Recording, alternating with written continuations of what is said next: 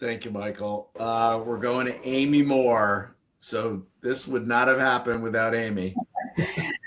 Well, hello, Michael. Thanks so much for being here. It's nice to see you on this platform. We worked together quite a bit on an acquisition about 5 years ago, and we talked a lot about culture building. Will you just talk a little bit with this group about your experience at Caribou and the culture you walked in on, and then the culture that it became?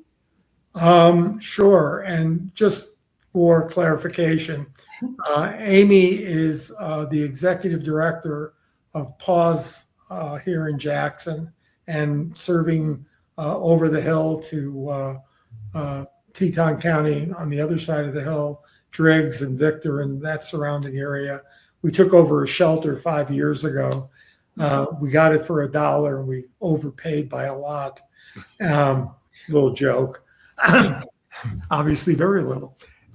Anyway, that shelter was in such disarray, and Amy deserves so much credit with her team in turning that shelter around. We've saved now, in 5 years, we've saved the lives of over 1,700 animals who would have been euthanized otherwise. And so hats off to Amy and the team.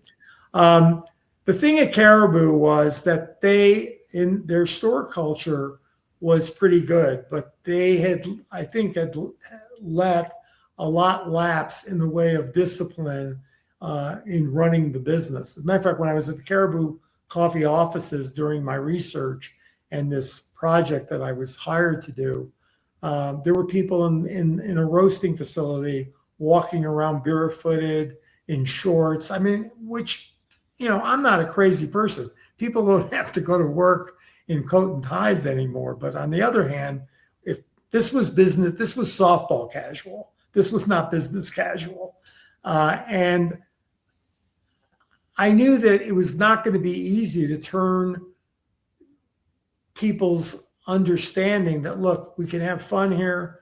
We can build a great business. But at the end of the day, this is still a business. We have to support all the people that work for us. The business has to become profitable and the business has to grow. Now, I didn't put it that way to people. I basically came in and said, look, here's what, and we did this at the cookie company. When we trained people, a lot of companies have a tendency to only train people behind the counter. And they don't really get people to understand what it looks like from the other side. And so what we would do at the cookie company, the last week of training, we would put people on the other side of the counter, show them what a poorly baked cookie looks like. If you're selling a cookie cake that's decorated for a birthday, show them what one that's not decorated well looks like. Let them understand what a consumer is feeling and understanding they don't ever have to come back. They don't have to buy the product. And at Caribou, we basically did the same thing. I had a hard time getting our team to understand that what they were thinking the Caribou experience was in the stores was just not what was happening on a consistent basis. And so that leadership team that I spoke to that day, when I could realize that maybe half of them were not getting it, I hired a bus. I put the whole team on a bus, and we went and visited 5 Starbucks in Minneapolis. And I let them walk in and order coffee and go through the line. And at the end of those 5 Starbucks, those people on the bus realized that Starbucks was doing the Caribou experience better than Caribou was doing it.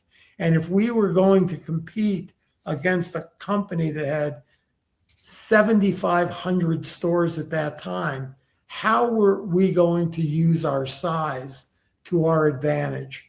And so we created this platform, which we called BAMA, which was be excellent, not average, anticipate needs, make a difference. And I can't remember what the last day it was, but I did pretty good, 3 out of 4. But the point is, and we didn't just shove this down people's throat. We created a video, which, by the way, if any of you want to watch it, if you go to YouTube and put in the Caribou experience, there's a 3-minute video that we used during this training process to show what the Caribou experience could look like. And we didn't do it by hiring, professional actors. We went into stores, used the Caribou people that most of the people knew who they were, and showed vignettes of what the Caribou experience looked like when it was done right. And it got people, frankly, really on board and very energized. I will say this, we turned over on, we had about, like I said, about 200 stores when I started. We turned over half of our management team in those stores because they were now working for a different company. And of our part-time people, we turned over 90% within the first 6 months, and we had to rehire. But once that team was in place, that's what created the success. And here's the other thing I just want to say, Amy, and I appreciate the question, is we turned that company around with the exception of one person with the same management team. The same team that was there and failing turned that company around because of two things. One, we let them do their job. And two, they understood now the vision of the company and what it could become. They were not just told what we could do.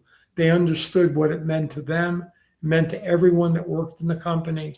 And like I said, the mission statement became Caribou Experience.